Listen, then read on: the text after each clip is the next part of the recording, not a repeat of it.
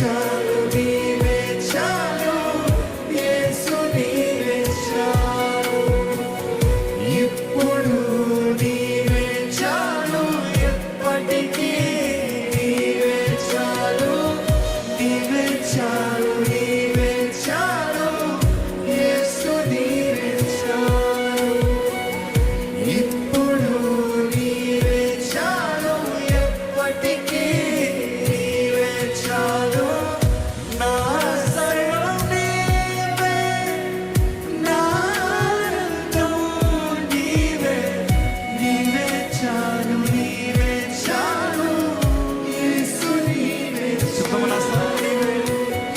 నా సర్వం నీవే, నా ఆనందం నీవే, నీవే చాలు, నీవే చాలు, యేసు నీవే చాలు.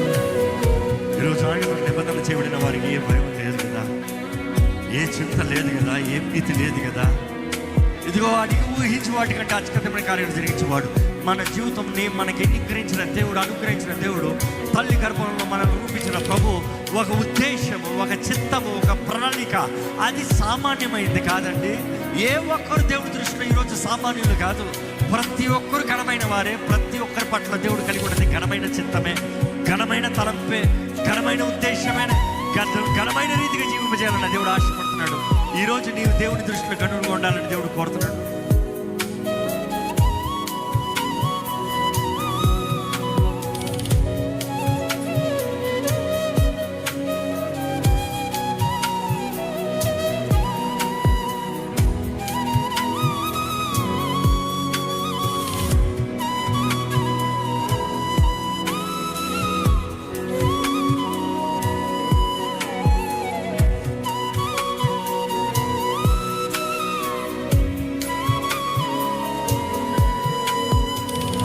నా బలహీన వేళల్లో బలమైన చేయి నీవు, నా పడిన క్షణాల్లో లేపిన దయ నీవు.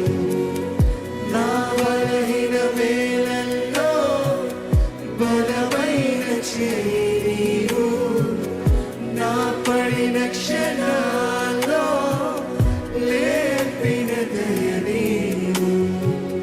నన్ను వదలని ప్రేమ, నన్ను చేరిన శక్తి, నా దినాల కథలో అద్భుతమై ఉన్నావు.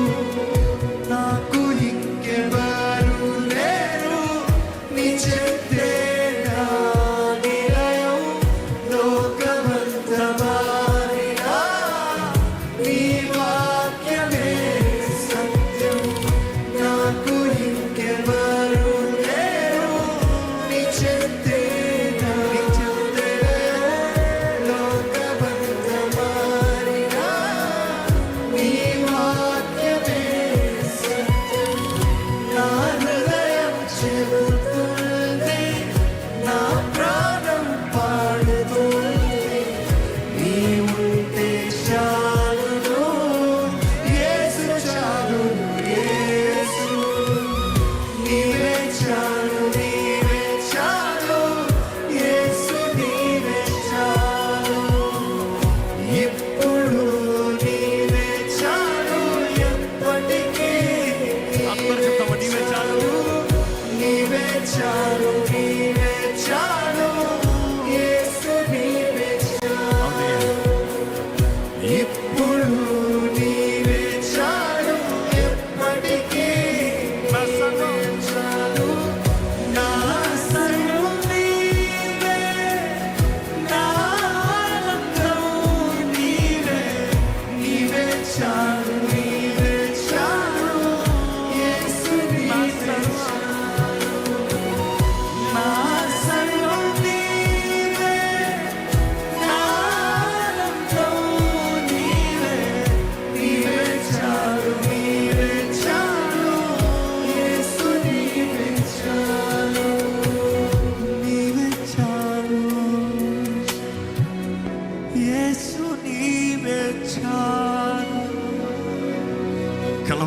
మధ్యలో ఉండే దేవుడు అండి ఆయన.